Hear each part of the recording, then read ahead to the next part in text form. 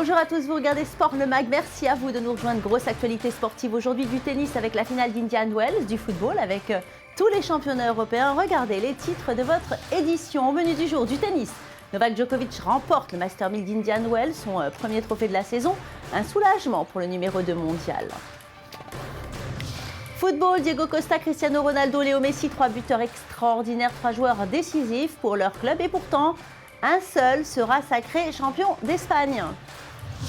Les sportifs de haut niveau sont nombreuses, mais quand il s'agit de coach ou de patron de club, il y a beaucoup moins de femmes. Et aujourd'hui, certaines femmes prennent le pouvoir. C'est l'enquête de cette émission. Basket, la saison régulière de NBA approche de la fin. Miami, le champion en titre, ira au play-off. Mais les LeBron James et consorts inquiètent avec un niveau de jeu en baisse.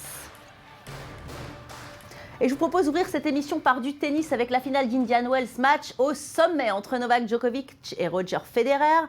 La 33e rencontre de leur carrière. Les deux champions abordent cette finale avec l'esprit revanchard. Federer revient au top après une saison 2013 calamiteuse alors que le Joker bafouille son tennis et n'a toujours rien gagné depuis le début 2014 avec un premier set remporté par le Suisse. Djokovic répond et prend la seconde manche. Le dernier set est serré. La victoire finale se joue au tie-break. Le Serbe prend rapidement l'ascendant avec ce smash.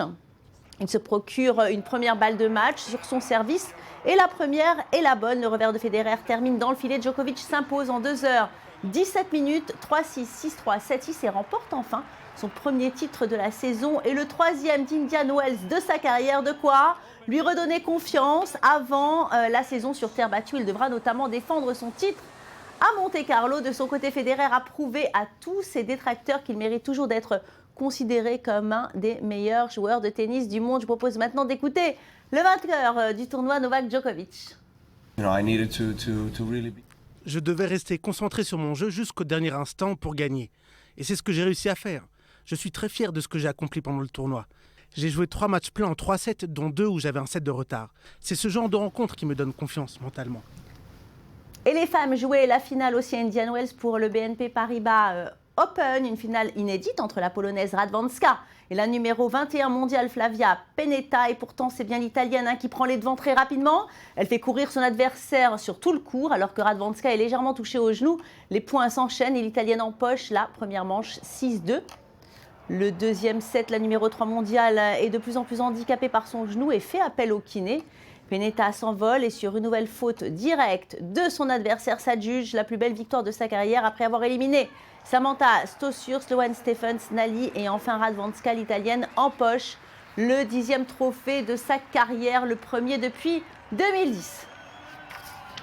Allez, on va maintenant passer au football, direction l'Espagne où un parfum de classico flotte dans l'air. Pour rappel, Real Madrid-Barcelone, c'est le week-end prochain, mais avant le grand classico, on a assisté au petit classico entre l'Atlético Madrid et l'Espagnol. Barcelone, les rouges et blancs ouvrent le score en seconde mi-temps grâce à l'inévitable Diego Costa, lancé en profondeur. Le nouvel attaquant de la Roja résiste bien au retour des défenseurs et marque du gauche. C'est son 22e but en 27 rencontres cette année. Score final 1-0 et le Real Madrid, le leader, s'est déplacé à Malaga. Première mi-temps sur un excellent service de Gareth Bale. Ronaldo fait face à 3 défenseurs. Il se remet sur son pied droit et frappe côté opposé. Le Portugais comptabilise déjà 25 points en 24 matchs joués et il a sauvé son équipe à nombreuses reprises. Le score en reste là et Madrid conserve sa première place une semaine de plus.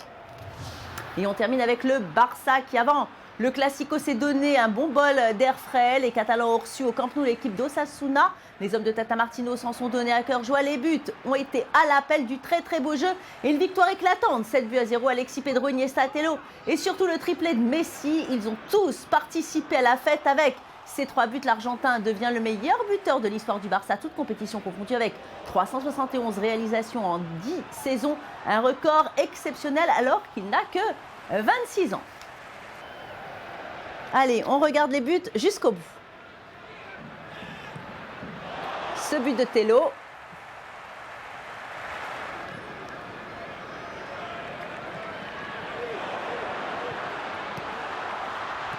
Et voilà Messi.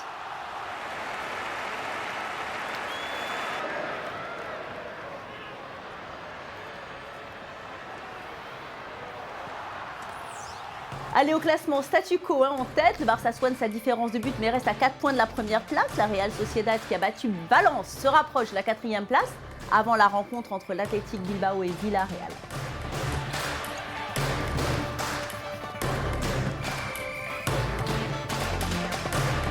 Championnat de France, à présent le PSG bat Saint-Etienne 2-0 avec un doublé de Zlatan. Le Suédois inscrit ici son 40e but de la saison, toutes compétitions confondues.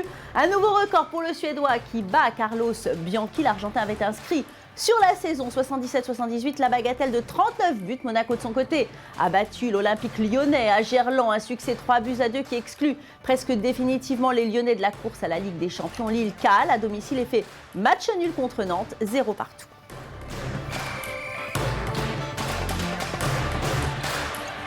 Allez, on va regarder le classement. Les deux premiers ont encore un peu plus assommé la concurrence. Lille est à 17 points du PSG et 9 de Monaco. Les Lillois prennent 5 points sur Saint-Etienne et 8 sur Lyon. Marseille n'en finit pas de s'enfoncer, abandonne petit à petit tout espoir de participer à la Coupe aux grandes oreilles.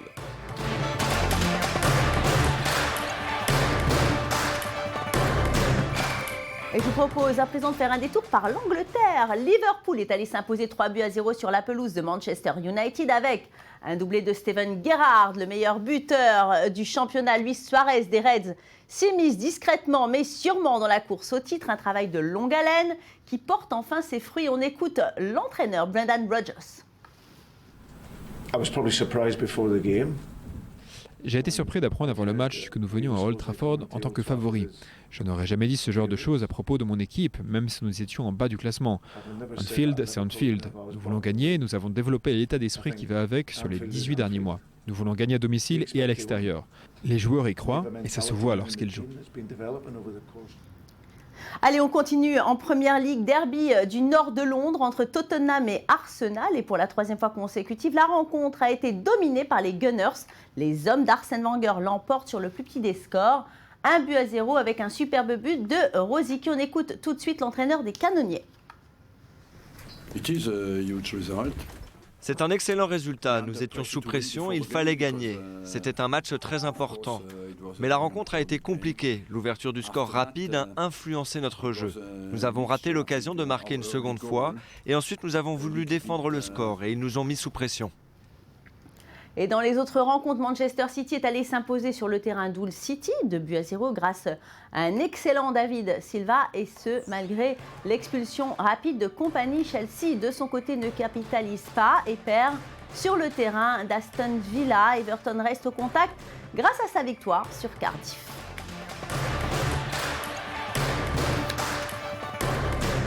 Allez, au classement, Chelsea reste premier, mais vit toujours sur la menace de Manchester City qui a 6 points de retard, mais 3 matchs à jouer en moins. Arsenal et Liverpool sont à 4 points des Blues, mais avec un match en moins. Il y a encore beaucoup de suspense en Première Ligue.